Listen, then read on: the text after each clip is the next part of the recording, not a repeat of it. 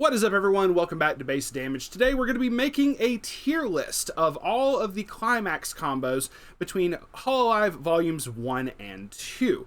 So I went over and grabbed as many of the images as I could, and I figured go ahead and lay a few ground rules first.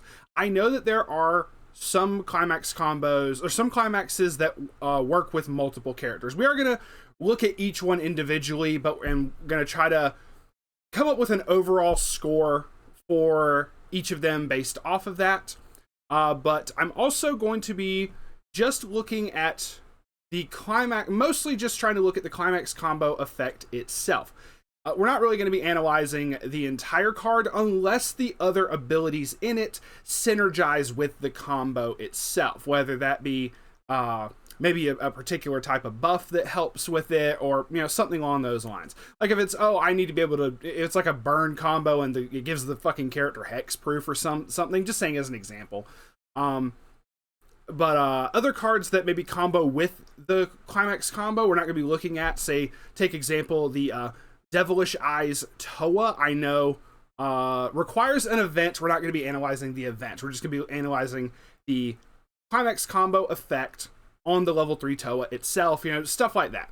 So we have 5 different tiers. The overpowered tier list, I already know there's like 2 or 3 that people are like, well, we know what's going in here, but whatever. The good, but it's balanced effects, what I consider underrated effects, I don't consider these too terribly outside of each other, but I do feel it's a separate category in and of its own. The meh, like, I'm unimpressed, it's whatever, it's there, it's a combo and it's there. And then there's the, instead of like a fuck it rating, I just said, play something else, just to be nice. But yeah, for the most part, we're just going to rate each individual combo itself, and let's get right to it. The first one is going to be Kirio Coco's. This one is Welcome to the Kirio Club. So the combo itself is when this card's battle opponent becomes reversed, if Welcome to the Kirio Club is in your Climax area. This color gets the color red, which is kind of like, I don't think that actually affects anything. I don't think that affects anything. I really don't. It's not like we have a pastel palette situation on our hands from Bang Dream that was like based off the number of colors on your side of the field. I don't think there's anything that really affects that. You may pay the cost up to 5 times. The cost being paying 1 stock and discarding 1 card. Perform the following action X times. Put the bottom 3 cards of your opponent's deck into their waiting room. If there's a Climax amongst those cards, burn your opponent for 1. X is equal to the number of times you paid this cost plus 1. This one in particular, I do like it because even if you don't pay the cost, if you pay the cost 0 times, it says it'll be 0 plus 1. You still get to do the effect once, which is really nice in case you play multiple copies of this. Meaning you can swing with like 3 copies of this card, but you don't have to pay that cost for every single card. Like on the very last one, you could like pay out your entire hand if you wanted. But like for the first 2, if you attack, you can just say, I'm choosing not to pay the cost. I still do the effect 1 time, which is just a miniature. If you look at it that way, it's kind of a miniaturized version of the level 3 Michiru people call the Icy Tail combo, where you make your opponent mill like the bottom 4 cards of their deck and burn them equal to the number of climaxes, where this one just says if there's a climax, burn 1, which is, is kind of whatever. But being able to do that is kind of neat. It doesn't matter how many climaxes you mill, it's just as long as there is a singular one. This one I very much like, and I have an entire deck based around this. I personally say I'm going to put this one in the good but balanced. I'm almost tempted to put it in underrated because I really don't see people like running it that much. I maybe have seen, other than myself, I think I've seen 1, maybe 2 other deck profiles on YouTube about that. I said you do have to reverse and everything. It's not like super OP. I'm going to put it in the good but balanced. So that's just me. Next we have it's like Fruit Tart of Happiness. I know it is the Watame. Yeah, it's this level 1 right here. So when this card attacks, if Fruit Tart of Happiness is in your Climax area, you have another Hololive character. Put the top 2 cards of your deck into your waiting room. Choose up to one level X or lower Hololive character in your waiting room, return it to your hand. X is equal to the total level of the cards put into your waiting room by this effect. This is not game breaking. I've seen, like, it's a good effect. I do. It is an effect. I've seen this in many other sets at this point, so it's not something that, like, really sticks out. I'm not going to be like, this is, how do I put this? I don't feel this is like anything extraordinary. Let's see. Oh, God. I almost want to change. Actually, I'm going to change this around. I'm going to pump this up here, because I do feel that the Choco is definitely underrated and not utilized enough. I feel this is a better representation. I'm going to put this in the, it's good, but it's balanced. It's nothing like absolutely crazy. It's just kind of middle. It's middle of the road. So next is the Matsuri. I forget the name of this one. Summer Memory? Yeah, I'm fairly certain that's Summer Memory. So when this card attacks, if Summer Memory is in your Climax area, reveal the top card of your deck. If that card is Hololive First Gen or a Hololive character, put it into your hand. So just a typical top check, add to hand. You have to use an act ability to give her a buff. You don't have to reverse, so that's kind of a good thing. Let's see. I'm just trying to judge based off of, like, kind of the entire package, because you do. I figured this is kind of relevant, like, in terms of just a gauging it off of the combo itself. It's kind of meh to me. It's no, I still say this is kind of middle of the road, because, like, if I were to compare it to, like, another future card coming up, I actually kind of like the top check effect a little bit, but there's nothing else to it. To be fair, the other cards that are like the top check effect that I like have extra things going on in the combo. So I'm gonna put this as kind of a meh, just personally. Next we have the Yozora Mel. This is the level 2 combo right here. Yep. The hashtag Mel Art Yozora Mel. When this card's battle opponent becomes reversed, if a Summer Love is in your Climax area, look at up to 2 cards from the top of your deck. Choose up to 2 Hololive characters from amongst them. Reveal them to your opponent. Put them in your stock in any order. Put the rest of them into your waiting room. Then you get to choose one character in your waiting room. Return it to your hand. So there's a lot going on with this, and I will say the first ability does help with this. Like, when you use an act, she gains a buff for the turn. That is kind of relevant because you do have to reverse. So the Climax is a choice trigger. Yeah, it's a choice trigger. Excuse me. So you get to look at the top 2. So I do like the fact that it's not just like a straight blind stock, which is really good. Like, so if you look at the top 2, and you see that there's, obviously it says you can only pick Hololive characters. So you're not going to have Climaxes stuck in there. You can't do anything with events. That's kind of whatever. I feel this, and then you still get to salvage something after all of that is said and done. The extra stock production, so if you do reveal two Hololive characters off of it, this is generating 3 stock. So that's actually kind of cool. So if I look at the entire package, 75, she can gain power equal to the number of other Hololive characters, making her a 9/5 with the choice trigger, making her a 10/5 at level 2. Generate 3 stock, salvage something back.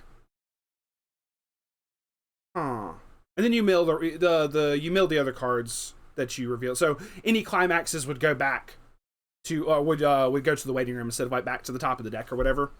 I'm gonna put it at. I feel this one's okay. I feel this one's okay. I don't know if I want to put it at like. No, you do generate a good bit of stock. I feel that. Okay, so we're gonna put it at good but balanced. So next we're gonna have. This is one of my favorite names of all time. It is the. Where are you at? It is the Caillou.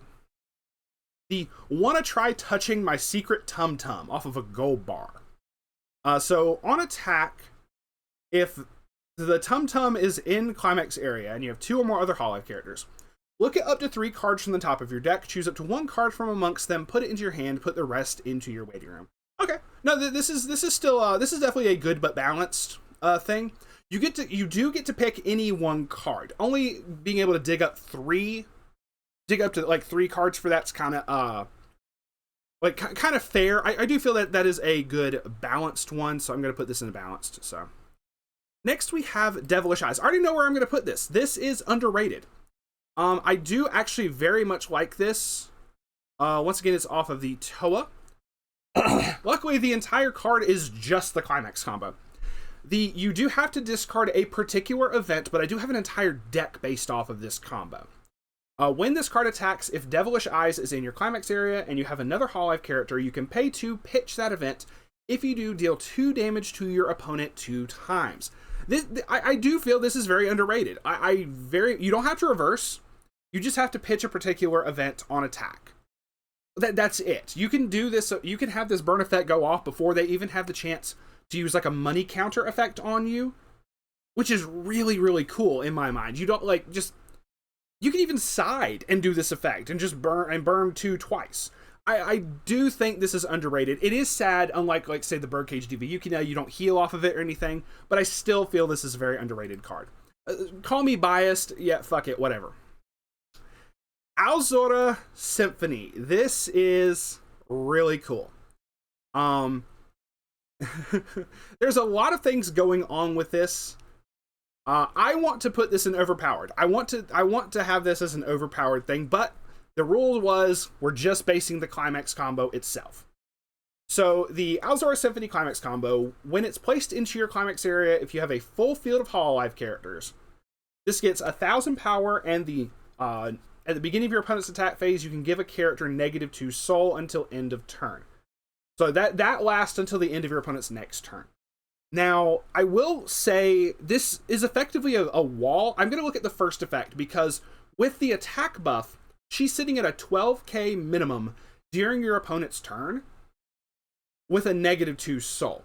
If I were to count the entire package of her being able to summon other copies of herself, her level 2 that summons herself early, I realize you would probably put this in overpowered, but if we rate it just based off the Climax combo itself, it would definitely be in underrated in my mind. I'm going to put it middle of the road there with underrated, because I do feel that like the entire package of this is in the overpowered category 100%. But I don't feel that it's just a good but balanced card either. I feel it's a bit different. The Miko level 1 combo, where are you? It's from volume 1. Here we go. So, the 1035, Towards the Future Together, Sakura Miko. When the card's battle opponent becomes reversed, if meeting with 35p is in your Climax area, you may choose one character in your waiting room and return it to your hand. I will say, because she has to become reversed, we are going to include her first effect. It's a 1055 with a standby Climax, so she doesn't get buffed any higher, but you could, with the standby, put cards behind her that buff her. So that is a possibility. And being able to salvage back your support characters and stuff like that, other Brainstormer, it's just like the overall package of what this can do in a standby deck, I feel this works out. I'm counting it under the package of a standby deck because it is off of a standby combo. Whereas, like, say, for the Sora, if it's off of a gold bar, it's not going to, like, the gold bar itself isn't going to be super crazy. I guess I could take that into consideration with the, actually, no, I need to take that into consideration because it is a gold bar. If you're able to do the negative soul multiple times off of triggering the gold bar added, actually, yeah, we're bumping that back up to overpowered, and I'm going to put this in the good but balanced. So, Marine, I don't feel that anything needs to really be said for Marine, except if you live under a fucking rock and you don't know what the hell this does. So the Climax combo itself is when this card attacks, pay 1, pitch 1. If Enchanting Gaze is in your Climax area, you can pay the cost. If you do, deal 2 damage to your opponent, and this gains 2k power till end of turn. She doesn't have to reverse, it's on attack. Just the Climax combo itself is really strong. Her first effect does make a difference with being able to dig for her Climax combo. So I will say that is a little bit better of that does kind of have some synergy with it, so we'll count that. And we're we're gonna go ahead and, even though I don't run it, we're gonna put it in the overpowered. So, oh, I guess one thing I also can do is I can adjust the where the cards are. So in terms of if it's closer to the rating, it is much more underrated than the cards behind it, in my mind. So, yeah. Let's see. The next one is this Nene, which is off of a standby. Yeah. Where are you? I think it's this one. Towards the dream yeah. Yeah, this should be off of standby. When this attacks, if towards the dream stage is in your climax area, put the top card of your deck into your waiting room. If that card is level 1 or higher, deal 3 damage to your opponent. Now, I do, because it's including based off the standby, I do feel this can be a little bit better than people think it is. Because with in a standby deck, you are purposely running a higher count of level 1 and higher cards. So you are purposely, like, you're building your deck in such a way around standby that this effect is going to go off more times than you think. So, being able to actually do the burn, it's free. It's on attack free. So actually, I kind of like this. I'm going to put it in underrated. So that's just me. The Choco level 2-1. Choco Sensei is awesome. Shoutouts to Joe Schmo for actually running a deck, an 8 standby deck with this as one of the combos. It's a 2/8K. It is a 2-soul. During your climax phase, when this is summoned by the effect of that standby, you can sack the standby to stand this card. This is pretty good overall. We've seen it in other really good decks like Nino and whatnot. And there's other sets that do. I was about to say other card games. There's other sets that do run combos like this. So I'm gonna put it in the good but balanced personally. So to Senpai with Love, I'm gonna take a drink of water for a second here. Future me can edit that out. All right, so for the climax combo for this one, it's when this card attacks, if To Senpai with Love is in your climax area, which is a salvage. You have to have a full field of Hololive characters. You can pay 1 stock, burn your opponent for 1, and then salvage a character back from your waiting room to hand. It's not bad. Like, as is, this is not bad. You don't have to reverse. It's just on attack, pay 1, burn 1, and salvage. So, if you think of the cost for that, the cost is having a full field. That's not difficult. And you get to both burn and salvage. So, okay, actually think about it this way. What if the character you salvage actually mattered for this? So, you're getting like a 2-for-1 deal. You're only paying 1 stock for the combo. I'm going to put this in underrated. This is actually kind of cool. Like, I run this in another deck, but when you break it down like this, I feel it is actually a bit better than people realize. Next, we have the Pecora on a pants trigger. That is this one. Spending time with everyone. At the end of this card's attack, if spending time with everyone, which is a 1k1 pants trigger, is in your climax area, you have 2 or more other Hololive characters, and there is no character facing this card, or the character facing is reversed. So we do need to keep powers into account, because if you don't direct attack, you have to reverse. So her first effect is going to apply, becomes a 55. With the pants, she's a 1065. For the combo itself, cool. Look at up to 4 cards from the top of your deck. Choose up to 1 Hololive character from among them. Reveal it to your opponent. Put it into your hand. Put the rest into your waiting room. Choose one of your characters, and that character gets 1,000 power until the end of your opponent's next turn. Now, you could give this to subsequent copies of her to make it stronger. For the revert, like if you could swing with one of these in an open lane and then give it to another copy of herself, okay. So I've never run this, but I know it's existed. Personally, where would I put this? I feel this is under the good but balanced to a degree. I don't know if this is under meh or balanced, because it's the whole like Fever thing where the character has to be, well, Fever was like all characters reversed or something of that nature, whereas this is just in the lane. I'm going to man, I love Pecora. I don't dislike any character I put in the lower categories. I love every single one of the characters up here. But I'm almost kind of wanting to put this in the meh category. Just me personally. It's not bad. But I also don't feel it's good but balanced either, because she doesn't get up but so high.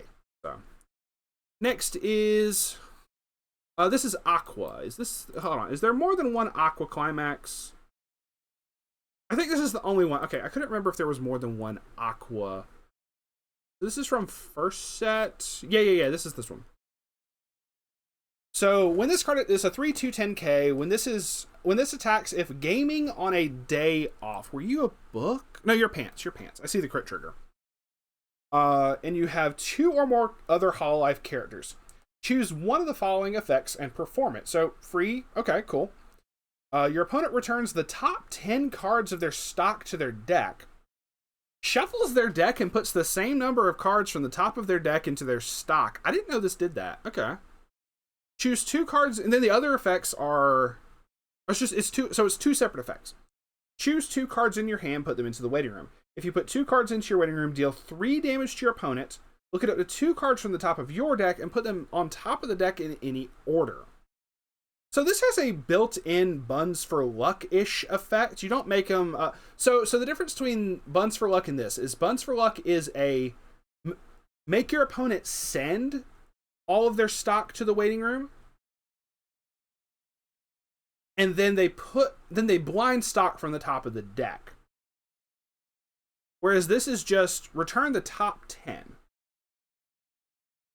Do they have to have 10 cards for that? I think you try to perform the effect I think you try to perform as much of the effect as possible. So if they, just for sake of argument, only had 9, I think you can still use this. If I'm wrong, I'm very sorry. But let's go based off, let's say they do have 10. Just for sake of argument for the effect, let's say they do have 10, if you are meeting the conditions of it. Because you can't always play multiples of these and then do the other effects. You do have to, for the other one, you do have to pitch 2 cards from hand to burn for 3, and then you look at up to 2 cards from the top of your deck. You get to choose what your trigger is going to be, which could be nice. I guess, if you look at it that way, this is a 2 soul, but with the pants trigger, this is going to be a 3 soul. So if you look at it in the packets of damage coming in, you're burning for 3 and then swinging for 3. So if you can make certain that you're not going to trigger higher off of the second half of this effect, it could make it so you're hitting for like precise amounts of damage, maybe even precise kill shots. So let's look at it this way. It has utility in the form of making your opponent have to shuffle their stock. So they could be sitting there with clean stock, and all of a sudden they don't know anymore. It is no longer clean.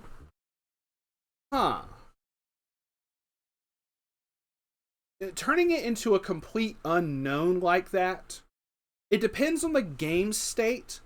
But I mean, if you just don't want to do that, you can just do the burn. So I'm just going to put this middle of the road. I'm just going to put this good but balanced. You get options, but you still have to pay costs depending on the options. So next is the Botan. That is... There's so many trial deck cards. Jesus. It's this one. This is from Volume 1. This is hashtag Shishi Art Shishiro Botan. When the battle opponent becomes reversed, if Peaceful Moment was a pants trigger as well, and you have 2 or more other Hololive characters, search your deck for up to 2 Hololive characters, reveal them to your opponent. Put 1 into your hand and put the rest into your waiting room. So it's more, you get to deck thin. You don't have to pay any other cost from hand.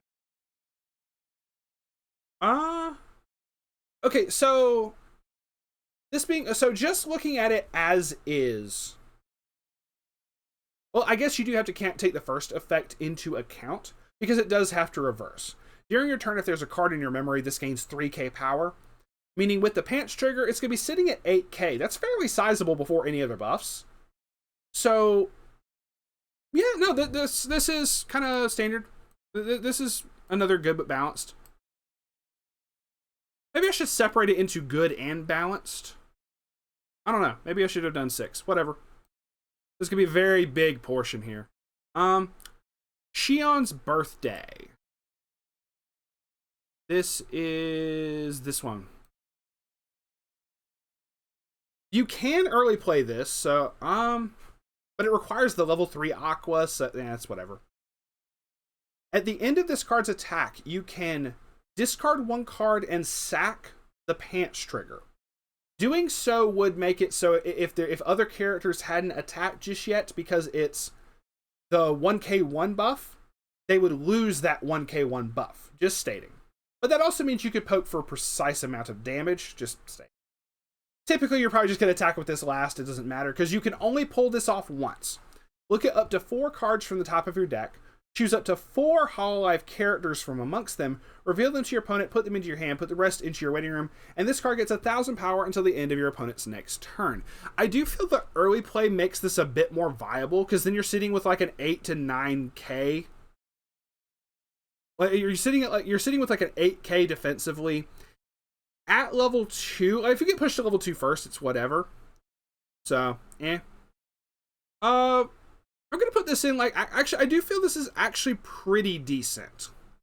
People may say, oh, this doesn't need to be in there, but I'm going to put it in underrated. This is kind of cool. We have the Shion and Noel, which is this one. Together with Dansho is this, yeah. It's on a level 0, so this is first level 0 one we've seen. All of your characters in front of this gain 500 power, so a basic 500 assist. At the beginning of your encore step, you may pay the cost, which is sacking the climax. So it's at the end of the turn and everything.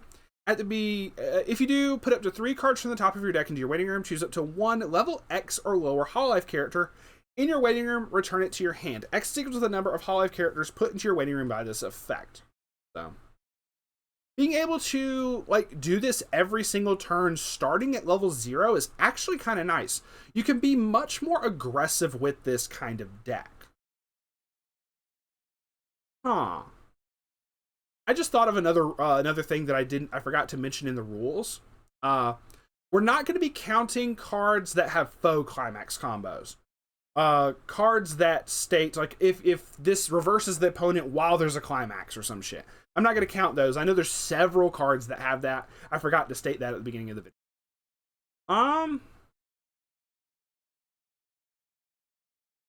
It's not bad, but I don't feel it's underrated. I'm going to put this in the meh category, but I do feel maybe this could be utilized. It's just not because at like level 0, you're just not going to use it as much.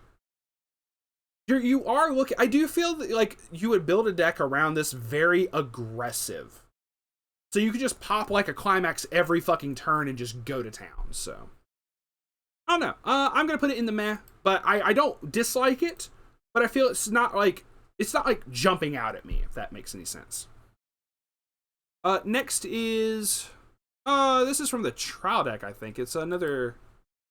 Is this another Matsuri? Oh no, that's not. Is that Matsuri? Do I have it in here? I have it in here twice. I'm dumb. I was like, wait a minute. Well. Yeah. I was like, wait a minute, this looks very fucking familiar. I can't get rid of this, can I? Oh well. Scuffed moments with Cade. So yeah, I accidentally downloaded this twice, so that's my fault. That might happen with something else in here, I don't know. So we're gonna go to Date at the House. This is one of the Corone ones. This one in particular is off of 2 different climax combos. I feel we're going to focus mainly on the trial deck one, because this is very good. I feel this one's utilized a lot, but not in the way people think that it can be used. So, first off, it's this level 1 and a level 3. I've made a deck based around both of these combos in a deck before, so I'm more familiar with this combo in particular. When this attacks, if Date at the House is in your climax area and you have another Hololive character, choose one of your characters and it gets the following ability until end of turn. When this card's battle opponent becomes reversed, search your deck for one Hololive character, reveal it to your opponent, put it into your hand, and shuffle your deck. So the reason this is actually really busted is you can toss all of these. This is one of those like stacking effects. If you play 3 Corone, and like the third Corone is sitting in front of like a level 0 your opponent has that you know for a fact you can reverse, but the other characters that the other ones are facing, you don't know if you're going to be able to reverse them or not. Maybe they're level 1s or maybe even 2s or something, you know? This does get sizable because of the first effect, but you could toss all of this onto the one character that you know is guaranteed to get a reverse, and then you get 3 searches. Or you get multiple searches based off the number of this on field. So I feel people don't take that into account, so we are going to toss this particular one. I'm rating it overpowered. This next one, however, is kind of meh, but it's okay. I feel we're gonna put the combo itself for the climax itself into the overpowered, but this second I want to highlight this. At the end of this card's attack, if you have Date at the house, burn your opponent for 2. Choose one climax in your opponent's waiting room, return it to their deck, and your opponent shuffles their deck. So this is, you're burning for 2 for free. And you could purposely just have this card attack last so that the tossing climaxes back into your opponent's deck doesn't really matter. So I almost would feel that case it would be under good but balanced. So I'm going to say let's make a compromise and put it in underrated, so it's middle of the 2 categories. Is that I hope that that's fair to people. So anyway, next is the Shiranui Flare. I already know where I want to put this. I want to put this in underrated. I'm going to put this further up the list in underrated, but we are going to talk about the combo itself because I really like this combo. It's a 104k. I'm going to talk about this one as a whole. It gains 500 power for each of your other Hololive characters, making her a 106k, but she does not have to reverse. You can set up as a wall and just swing with this multiple times over the course of multiple turns with the climax combo to generate a lot of advantage. On attack, if in a town where snow falls, which is a choice trigger, is in your climax area and you have another Hololive character, look at the top card of your deck. Choose up to one Hololive character, amongst them add it to hand, or a particular event. Add it to your hand, and if you do, and then you may pay the cost. So whether you choose to do this other effect, which is a twin drive effect, you get to pay 1 stock to trigger check twice. If you attack, you don't have to pay a stock. You can still do the top check add to hand without doing twin drive. But because the option's there, I feel this is way stronger than people are giving it credit for. And I really, really like this combo personally. So there is some bias going into this, but that's because I've actually tested this one out. So, and in a like an 8 choice deck or whatever, twin drive is just OP as shit anyway. So let's just go with that. Next we have Suisei. I want to place this higher, but let's look at Suisei. 104k. The first effect is applicable because she has to reverse for her climax combo. When the battle opponent becomes reversed, if on stage, which is a gold bar, so more buff there, you can choose a particular event or a character in your waiting room and add it back to your hand. It is a typical, like, your typical on reverse salvage effect. I want to place her high because Suisei is one of my favorite characters, but I can't let bias cover every single card in here. Otherwise, I'd put everybody in overpowered because I love them all. No, kidding. So with her own effects and the climax combo, she is going to be at a respectable 8k. Let's look at it based off of that. If you want to perform the effect, she's more than likely going to get the reverse. Let's put in good. Let's put good but balanced. So the Fox of Possibility. I want to put this in underrated as well. I'm going to put it a little bit higher. Well, no, let's put like the Fox of Possibility is off of the level 1 Shirakami Fubuki. It is Splashing Water Fubuki. When this card's battle opponent becomes reversed, if the gold bar is in play, you can discard 1 card, salvage back 2 Hololive characters from your waiting room. So I feel that, so one, if you take her first effect into account as well, she becomes a 1065, a 1075 with the Climax combo. So if you're able to mill a whole bunch and set up your waiting room, you're able to get off as much salvaging as you want. I feel this is underrated and not utilized enough as it is, because she does get big enough for the reversing. And then you get to another big thing for this as well. A lot of cards like these make it so you pay the cost first and then try to reverse. This is, you wait until you've seen if you have reversed the battle opponent or not. So you don't, if you end up getting backupped, or if you end up, opponent drops a backup on you and you don't reverse, you haven't wasted cards from hand. So I actually very much like it in that regard. So I'm going to put it in underrated because of that. Next we have the Akirose, the Last Shot Akirose. I want to put this in good but balanced and go from there. Oh, no, is it not going to? Okay, I was about to say, I don't know if it was going to let me do that or not. It is essentially Last Shot Xenon. Let's pull her up. Where are you? Here we go, Akirose. When this card attacks, if Look Only at Me, which is a gold bar, is placed in your Climax area, you can pay 2, pitch 1, burn your opponent for 4, and this gains an extra 1,000 power till end of turn. It's even very similar to Last Shot Xenon in the fact of the being able to heal on play.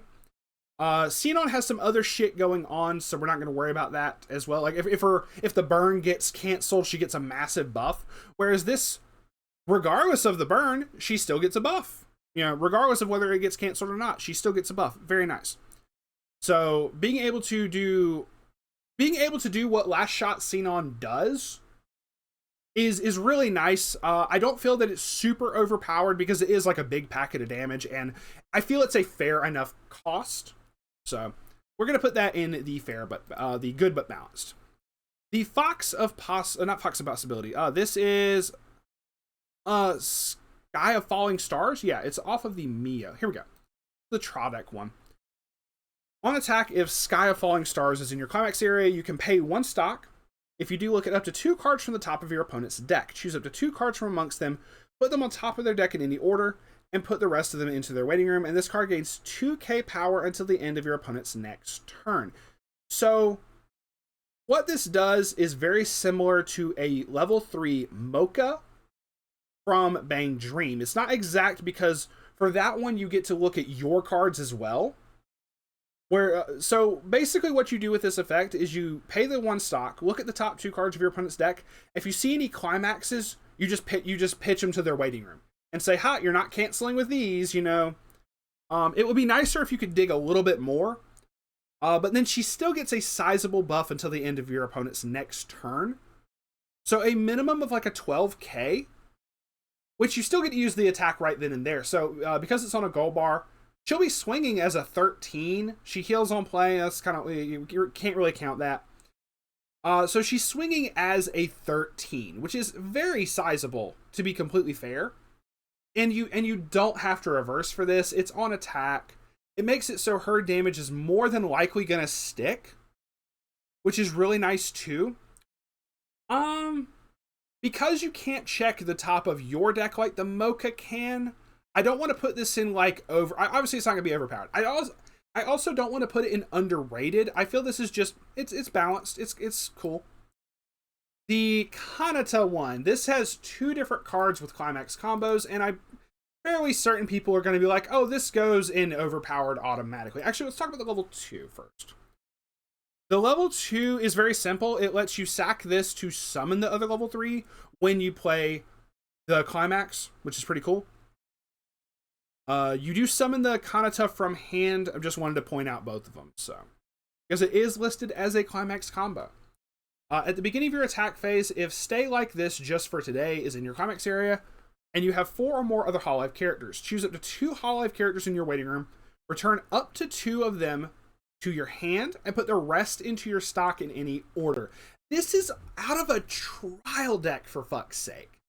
This is also on a pick 1 of 5 list. I'm just stating, like, this is broken on a lot of levels. If I had to pick a singular gripe with this, it's that the Climax itself is like a stock soul thing.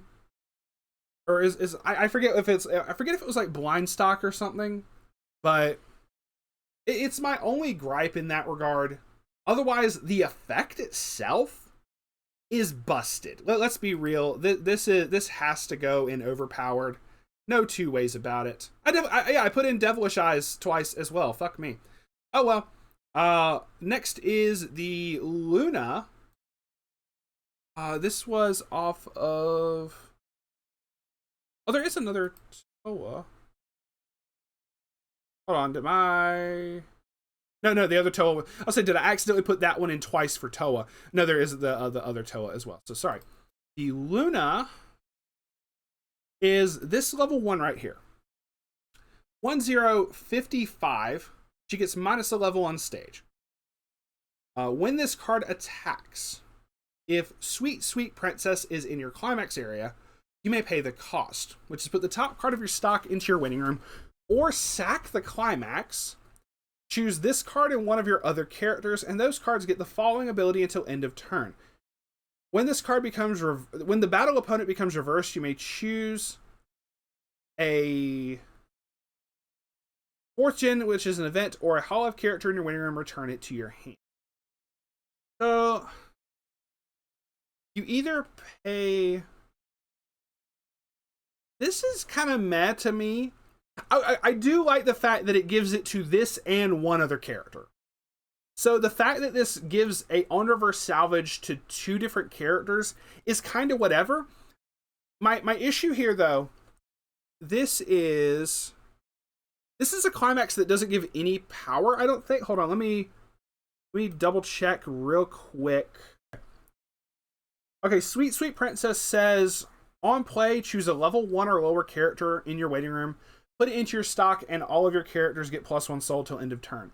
Okay, so there is an interesting thing with this effect. So the synergy for this is that, 1, it pays for itself because the Climax does give you a stock to be able to pay for the cost.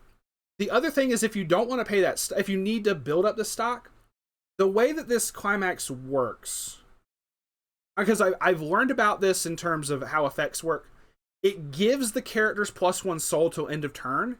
It's not a lingering effect. It's an effect that stays even if the Climax leaves. Any cards that are like all your characters get +1 or +1,000 power and +1 soul. That buff only exists while that Climax is on the field.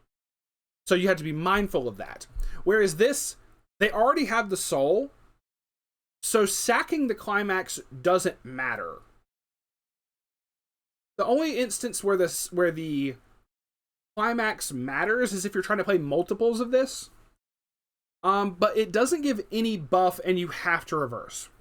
If you're not attacking like level 0s or really low powered level 1s, you gotta take that into consideration. I want to put this in the meh category solely because of how the Climax functions. If the Climax gave a buff until end of turn instead of paying stock, I would like this a bit more because you want to be able to reverse. If you can give it to a character that is way bigger than her, you could pull this off at like higher levels as well. So I guess that's something to take into account, but I'm really not impressed by this particular combo. I'm going to put this in meh for now. Maybe we'll change stuff around later. I don't know. The Roboco, this is one of those cards where I can't look at the card in the sense of the whole package. Because it's a Gurren Lagann-esque effect where you fusion, you bring her out at level 2. So we're just going to look at the Climax combo. When this battle opponent becomes reversed, if the salvage trigger is in your Climax area, you can pay the cost, which is 1 stock. If you do, deal 2 damage to your opponent. Once again, you wait until... This is one of those, you wait until the opponent is reversed, and then you can pay the stock. Meaning, she generates the stock for the burn. So, I actually like this. I feel this is very fair but balanced as well. And she gets fairly sized. She becomes an 11k off of the salvage trigger. Off of the salvage in play. You wait until you see if you reverse before you pay the cost. It's balanced. I'm gonna put it in the good but balanced. Ayame. This I feel is underrated, but let me state my case before I slap it into a thing. The Ayame is a 1045. You don't have to reverse for this. On attack, if the salvage trigger is in your climax area and you have another Hololive, look at up to 4 cards from the top of your deck. Choose one level 1 or higher card from amongst them. Reveal it to your opponent, put into your hand, put the rest into your waiting room. So you can grab basically anything except climaxes off of this. You can grab any character, obviously, that's level 1 or higher, but you can also grab any event. So depending on your game, depending on your setup and your game plan, that's the word I was looking for. Depending on your game plan, this is actually very viable. So I actually like this. I don't feel it's in underrated. Do I want to put this in underrated? I don't feel people are using this enough. I mean, like, let's look at the overall stats and just state, like, the entire package. It's a 55 by itself. With the climax combo, it's a 65. You can side with it and still do the mill. If you combo this with, like, some standby shenanigans, you're able to mill your entire, like, a lot of cards to put the climax combo, the standby targets into the waiting room, stuff like that. Let's... yeah, we're going to put this in underrated. We're going to put this under underrated. Next, we have Beams of Sunlight, which is one of the polkas. There's that one. There's another one. It's this one. The signature color red Omaru polka. On attack, if Beams of Sunlight is in your climax area, pay 1. If you do, reveal the top card of your deck. If that card is level 0 or lower, deal 3 damage to your opponent. Otherwise, deal 1 damage to your opponent. It specifically has to be characters that you reveal for this. It can't be, because a lot of cards like this will say climaxes are regarded as level 0. That's not the case for this. The other thing is it goes back to the top. It stays on top of your deck. It's whatever. If it's the exact opposite of what you would think a card like this would do, but I guess that's kind of Polka's, like, style. Is she's kind of she does things you wouldn't normally think of someone doing. I don't think this is in good but bad. So this makes a thing that so I'm going to put a little bit of bias. This makes a issue that I have with some Weiss decks, and that's where people put like fucking 25 level 0s or some shit into in when they're building their deck, and I'm like, you don't need that many. I say 20. I jokingly say 25. There's some people who do that, yes, but there's a lot of decks that just put way more level 0s in a deck than they should. That's just me personally. Where I'm gonna put this in meh. I love Polka, but this, you have to build the deck a certain way for this, and it's not a style that I would normally build. So I'm gonna put this in the meh category, but I want it to be on record. I love Polka. She's adorable. Next is Rushia. This is fairly simple. This is a really strong effect. When Always Together is placed in your climax area, choose up to 1 Hololive character in your waiting room. You either put it into your hand or summon it to the stage. If you return a character to your hand, choose up to 4 cards in your opponent's waiting room, return them to their deck, and if you placed a character on stage, that character gets 2,500 power until end of your opponent's next turn. I think this is OP. The options that you get to be able to play this is, to summon with this card, is actually crazy. There's another, I guess it's kind of part of the climax combo as well. There's specifically a Marine that if it's summoned off of this Rushia, lets you heal and does some other shenanigans as well. Like, I think she gets really big. I think she gets buff. So there's other cards that specifically combo with her. Just like, I can't really take that into account, but so much. But because it is like you get to summon any singular character, that opens up a lot of different game plans. You can specifically say there's like an Akirose that lets you summon, or that there's an Akirose level 3 that has like the bodyguard effect or whatever, great performance, that's what it was. Stuff like that. Like, so it lets you play based around that. Like, you let you set up your deck in a very special ways, in my mind. As well as if you wanted to, just, hey, let me salvage a character back. And then decompress you all in the climax phase before we even go to attack phase. And I'm going to make certain, more than likely, some damage is going to stick, and or I am set up for the next turn. So, I very much like this. I feel this is underrated. I know there's a lot of people who I'm debating between overpowered and underrated. I don't feel it's 100% overpowered, but I do feel it's definitely underrated. So, next we have a Lamy. This is, I think it's from, I can't remember if this is first or second. I think this is the first volume. It's just a cutie. I don't feel a lot of people talk about Lamy. So 1045, when this card's battle opponent becomes reversed. So it has to reverse. Let's count the first effect with it. On play, she gets 500 power times the number of your Hololive characters. Counts herself for that. So that is significant. It is on a pants trigger. There's no draw triggers in all of Hololive, is there? I just thought about that. Why are there no draw triggers? That's fucking hilarious. Anyway, sorry. So full field, when you play her, gives her 25. That puts her at a 7k with the pants trigger, 8k. Respectable. When the battle opponent becomes reversed, if you have the pants in play, this gets the following ability until end of your opponent's next turn. When this card is frontal attacked, you may choose this card and one of your other characters, return them to your hand. Okay, so this gets the Eren Yeager effect, but it lets you save something else as well. Okay, so if this was just by itself a bounce back effect, I would be like, meh. But let's say your opponent's already attacked another character and reversed it, and you want to save that character. They go to frontal attack this, or they purposely can't frontal this. Otherwise, you can save that and the already reversed character.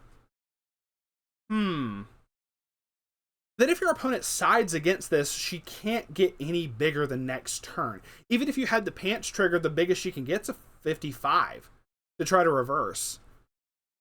I'm going to put this, so that makes me want to put it in between balanced and meh. That makes me want to put it between balanced and meh. If it was like a on attack buff, I would put it in the balanced, but I hate to say, I love you, Lamy, but you're going to go in the meh category for me, personally.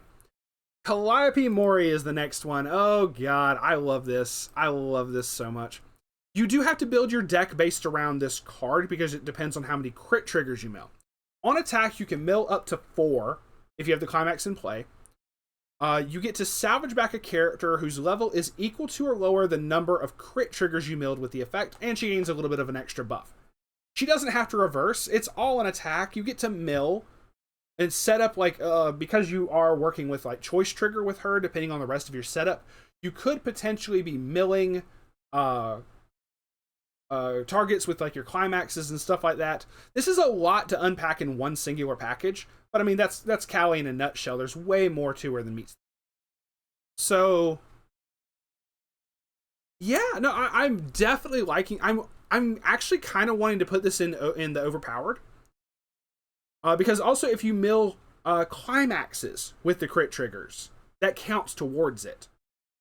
And the other cards that you end up wanting to put into the deck to increase the number of crit triggers in your deck are also very strong cards.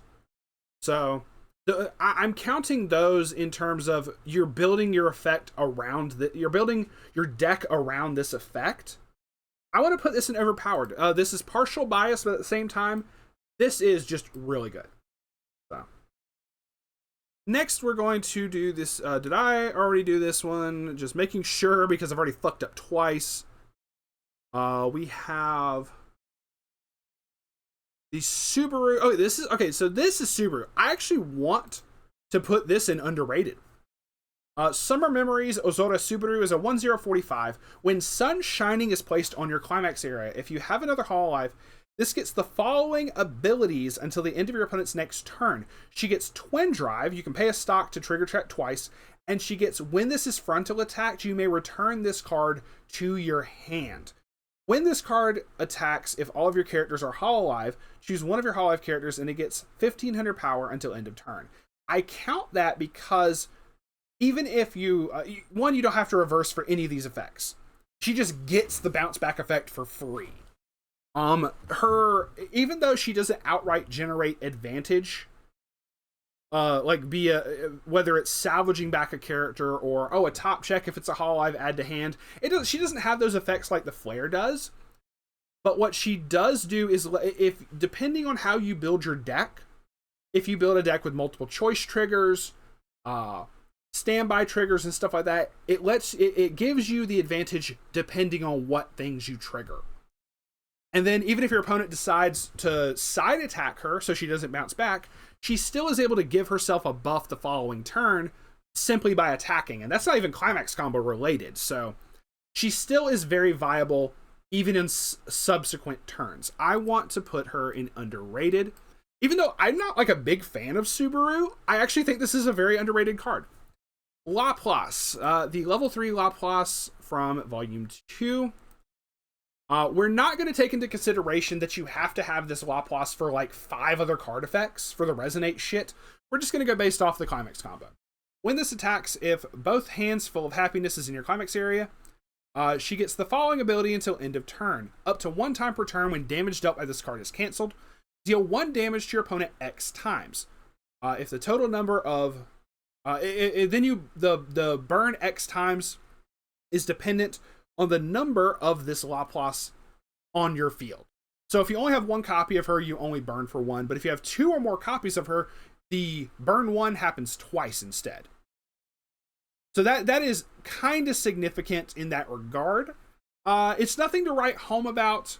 I feel it's balanced. Reason being is it's you don't have to pay anything. And it's if the damage gets canceled. So let's look at it this way. When if the damage is not getting canceled, this is off of a choice trigger. You're hitting for 3 damage. If 3 damage doesn't stick, you're burning multiple times. It evens out. I feel this is good but balanced. Then we have the other level 3 Toa. I did think that was interesting that Toa got 2 level 3s, whereas like Fubuki got a level 1 and a level 3. When this attacks, if waking up together is in your Climax area, you can pay 1, pitch 1. If you do, look at the top card of your opponent's deck. Put it on top or bottom of their deck, then put the bottom 3 cards of their deck into their waiting room. Deal X damage to your opponent, and this card gets 1000 power until end of turn. X is equal to the number of level 0 cards amongst those 3 that you milled. So Climaxes are regarded as level 0. Let's take that into account right now. So typically, like, the bottom deck milling is like, oh, you mill based off the number of Climaxes revealed. This is off the number of level 0 or lower cards revealed. So I'm going to put a little bit of my bias into this and state once again, this is underrated. Because once again, I don't like building decks with excessive amounts of level 0s. This actively punishes your opponent for building a deck in that way. This is on a double rare that no one's using in my mind. So I do very much like this. I'm going to put this in underrated. Also, so you look at the top part of their deck. If you see that it's a Climax, you can purposely put it on the bottom of their deck. It counts towards the overall burn. And then you know that there's no longer a Climax on top of your opponent's deck. More than, and that's all on attack. That doesn't count. That's all happening before her damage goes through. That's actually kind of insane to me. If you see that it's a level 0, you can kind of go, like, if you see it's a character, you may just leave it on top. But you go, I want to specifically burn for this. Let's put this level 0 on the bottom of your deck or whatever. It really helps you set up for a lot of stuff.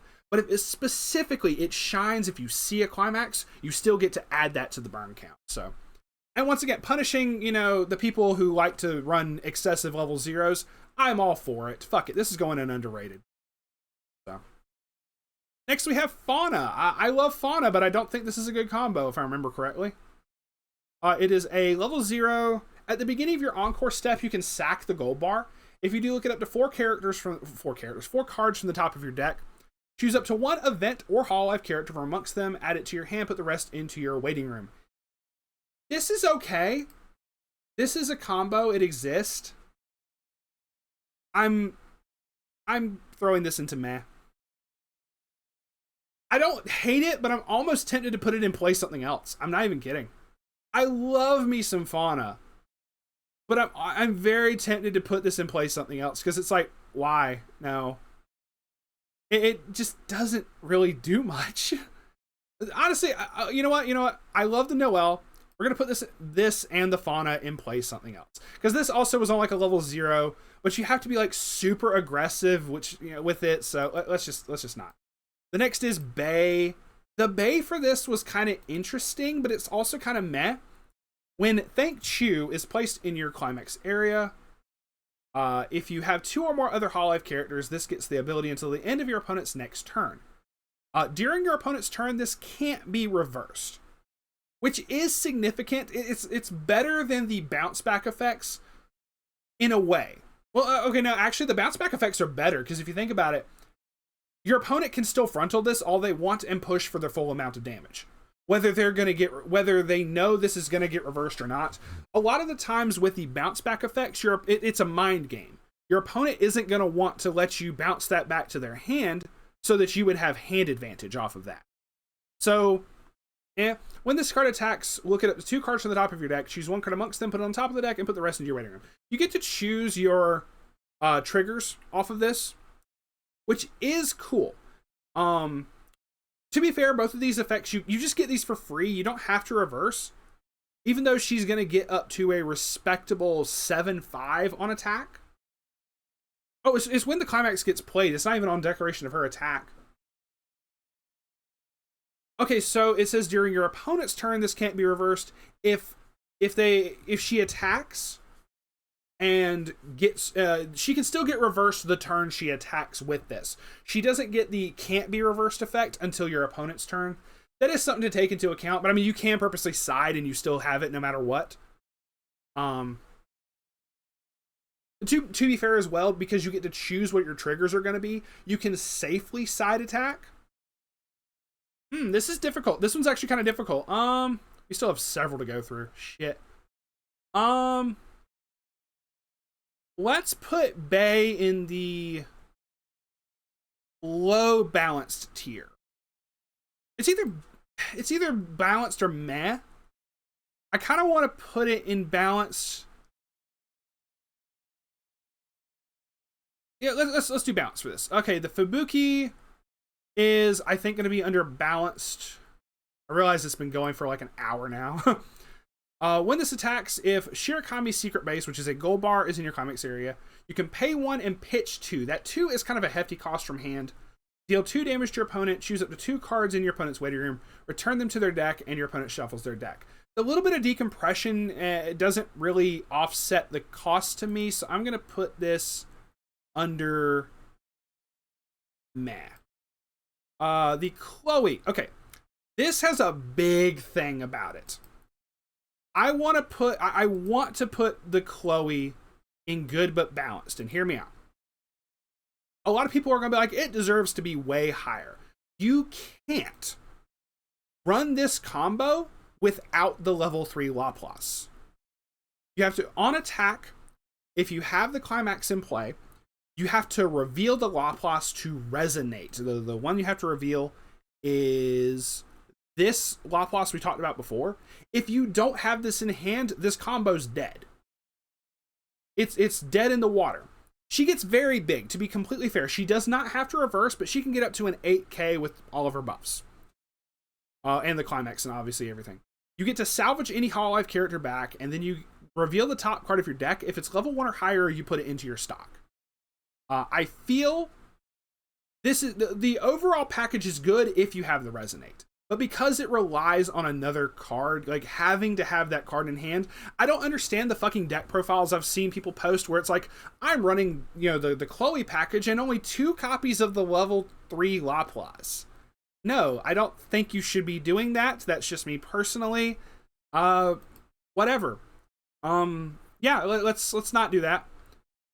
We are instead, I'm going to leave that in the, it's balanced. You get a lot of good shit from it, but you have to have that card in hand to be able to do so. I feel that's a fair effect in that card.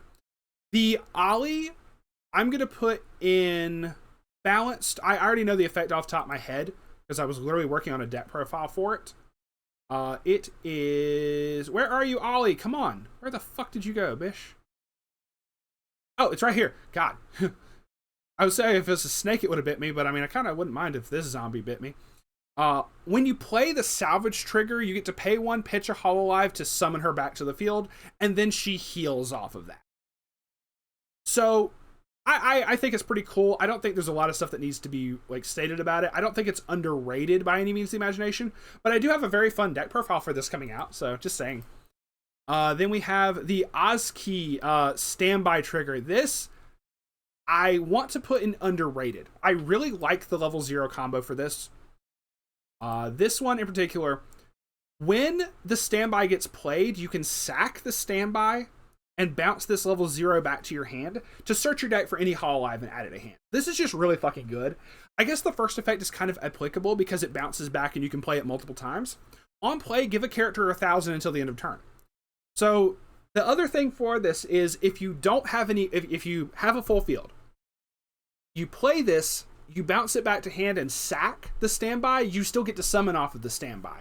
So I feel that it's very underrated, but also very good. I'm very, very tempted to put it in overpowered. You just get so much... No, fuck it. I'm going to be ballsy. It's overpowered. I love it. The Polka is good but balanced. This one is off of the new level 1. I'm trying to speed things along. I didn't realize we were already going for over a fucking hour with this. A step towards the future, Omaru Polka, is on attack. If you have the standby in play, choose a level X or lower Hololive character in your waiting room, return it to your hand.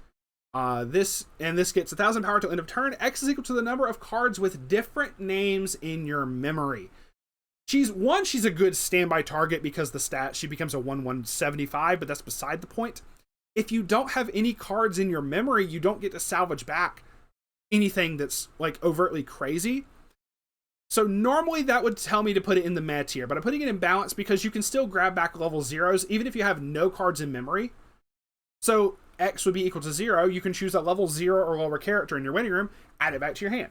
So you can still do stuff with it. It's balanced depending on how much work you've put in to put cards into your memory. So I feel it's balanced in that regard. Gura, no fucking surprise. Let's move on with life. Fucking hell.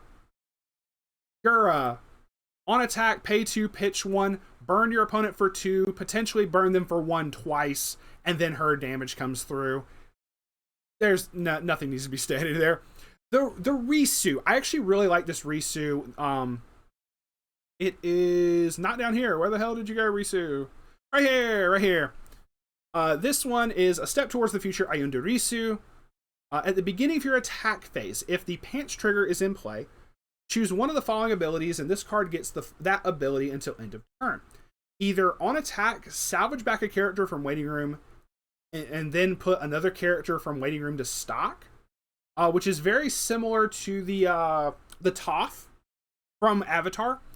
Or when the battle opponent becomes reversed, you get to clock shoot. I haven't seen clock shoot on like a good effect in a hot minute. So if you know that you're not gonna be able to get over, you just build up advantage. If you know for a fact that you can get over whatever character your opponent has, free fucking damage. I feel this is underrated. I'm gonna put it in underrated because it's my tier list. Suck my day. Yeah. The Mume. Shoutouts to the one person who got the Mume SP off of me. Let's see. Oh, you were closer to the bottom. Mume. This is actually pretty fucking cool.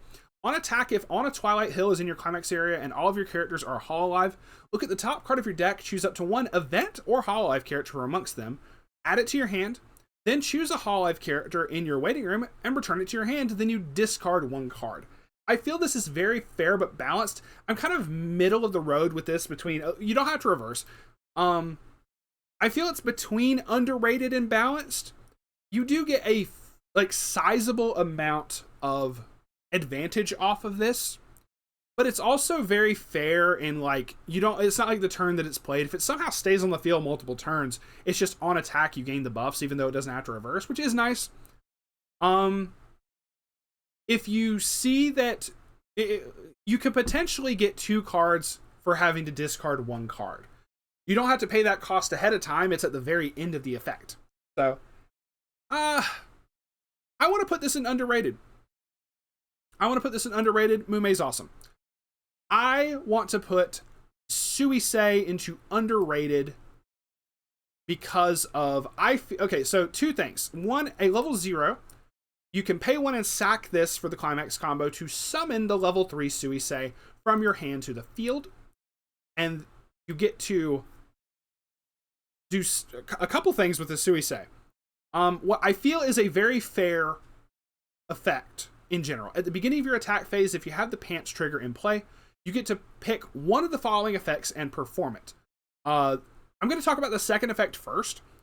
This gets the following ability until end of turn, which is on attack, pay 1, pitch 1, burn 2. That's not bad at all. That's actually pretty cool. But it also gets the effect you can put all of your opponent's characters into their memory. It's the optional effect. You get to pick one of these. You can pick to put all of your opponent's characters into their memory. And if you do, put those characters in separate positions of your opponent's stage. It's just like, okay, just all of your like bullshit lingering effects, get them out of here. I feel this is very underrated. And I'm actually... if I made a Suisei deck profile, if you want to go check that out, so I go to a bit more explanation. But I feel this is very underrated for the bounce out effects, and honestly, the burn 2 is very fair in my regard. So I want to bump it up a little bit higher than just balanced but fair. Let's put it like that, and that is going to be the list because I accidentally put 2 cards in here twice. So yeah. This is my overall tier list for all of the Climax combos within Hololive between volumes 1 and 2. Yeah, I didn't think this was going to take over an hour to do, but maybe editing will help with that. Good luck, future me. But yeah, that is going to be the deck. The deck, fucking shit. You can tell I've recorded way too many deck profiles today. That is going to be it for the video. If you agree with this, I will put a link to this template in the description, and you can go make one yourself. If you want to make your own and dispute these, by all means, to each their own. Let's fucking put that at the top. Anyway, sorry, I was like, well, that definitely needs to be up higher. Just to piss off all the people who paid like $100. There you go. But yeah, with that, we are going to be signing off for now. Thank y'all very much for watching. If you agree, awesome. You know, if not, hey, whatever, make your own list. Yeah. We will see y'all on the flip side. Peace out for now.